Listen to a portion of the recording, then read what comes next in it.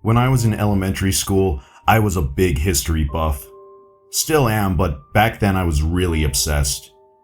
I was especially interested in colonial history and the American War for Independence.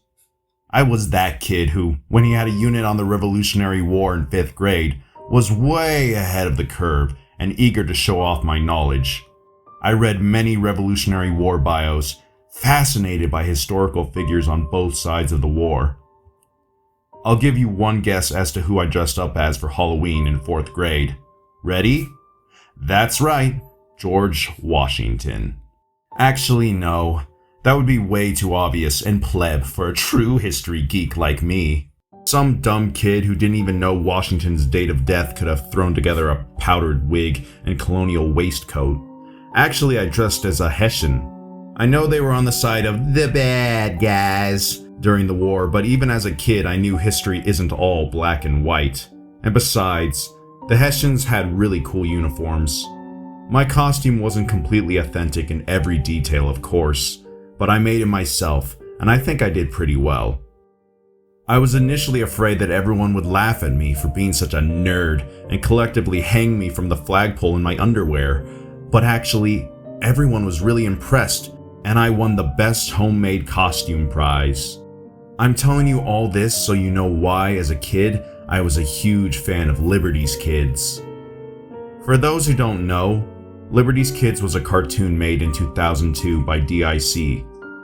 The show features James, an apprentice journalist working for Benjamin Franklin's newspaper, Sarah, a stuffy British aristocrat girl, and Henry, a mentally challenged French orphan who always works at the newspaper. Also, there's a cool black guy named Moses who mentors them while Dr. Franklin is off in France trying to underhandedly convince Louis XIV to shed France's blood and treasure for a cause they have no stake in. The show has James, Sarah, and Henry going around recording real historical events for Franklin's paper and meeting real historical figures from both sides of the war. What I especially liked about the show was that they didn't just give one side of things. Often the British and the Hessians were almost as sympathetic as the Continentals, and the show made it clear that the Americans weren't always morally pure either. Plus, Sarah was like my first waifu or whatever. Also, the show clearly had a big budget for an educational cartoon. The production values were high for the time. I mean, not like compared to Disney movies, but for a TV show, the animation was really good. The soundtrack was awesome, though Aaron Carter's rap verse in the theme song was pretty cringy. And they had like 80-something A-list celebrities doing voices of historical figures. They also promoted the show at the Capitol 4th of July celebration, and a bunch of schools used it in their curriculum. I don't know if it was that people felt the need to promote patriotism in the year after 9/11 or what, but someone in a high position clearly made sure this show was the best it could be and got all the resources the animators needed. The show was so good and captivating that of course most PBS stations stopped airing it in like a year or two. I guess since it was based on real events, they couldn't make more than one season, and they thought kids would get bored of it, which I can understand, but even so, the one season had like 40 episodes.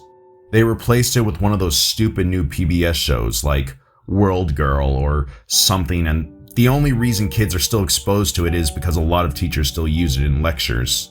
I got over my Revolutionary War craze by 6th grade, but my interest in history remained. I just moved on to other topics of interest.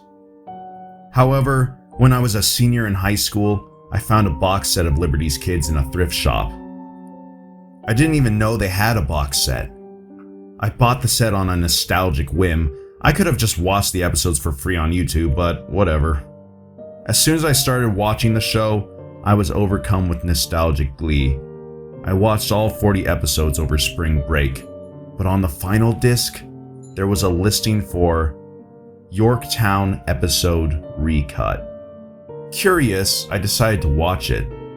The recut episode opened with then President of the United States, Barack Obama, and First Lady Michelle Obama, which I thought was weird because the show was made when Bush was president. They were sitting on a couch like when Ronald and Nancy Reagan did those anti-drug things. "Hello, I'm President Barack Hussein Obama," said Obama. "Today, we have a very special episode of Liberty's Kids." He then went on to ramble about how he and Michelle were concerned about how kids in America today took their liberties for granted, and how this recut episode might change their perspective or something. The recut episode was the one dealing with the Battle of Yorktown, the last major engagement of the Revolutionary War.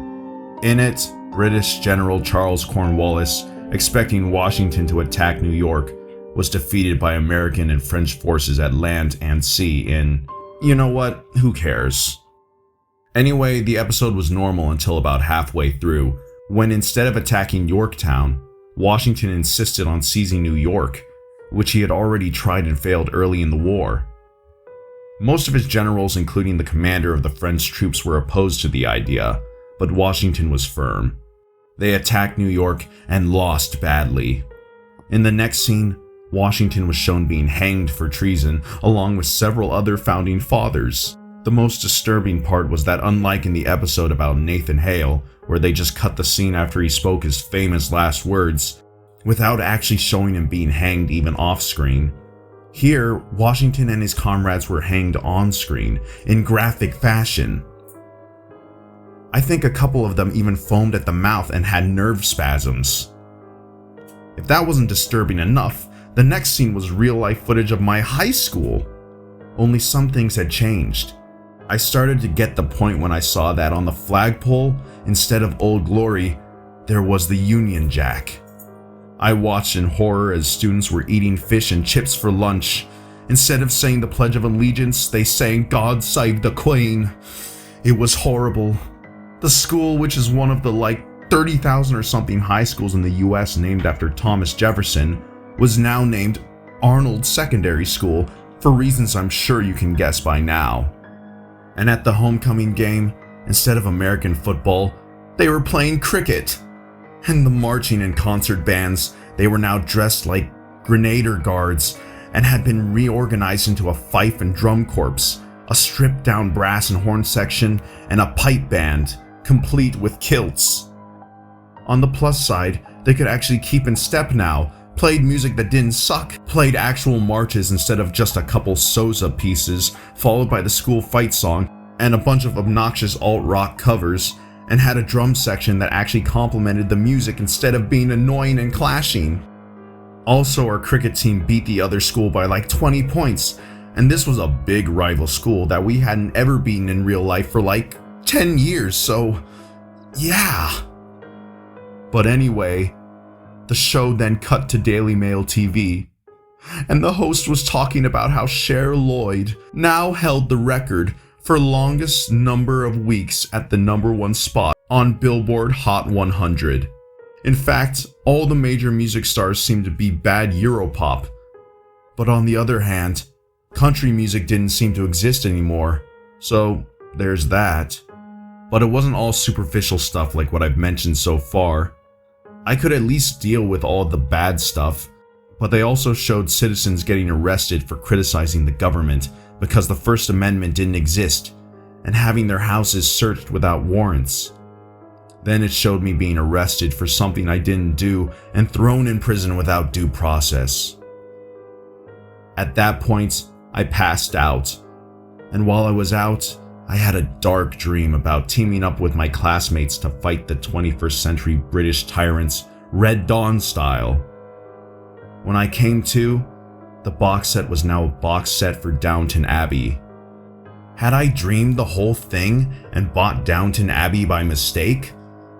I guess I'll never know, but at least I have a Downton Abbey box set, and I have to admit that while the show is pretty dull for the first few episodes, it does grow on you. Give us black dick and we fear nothing. Black dick.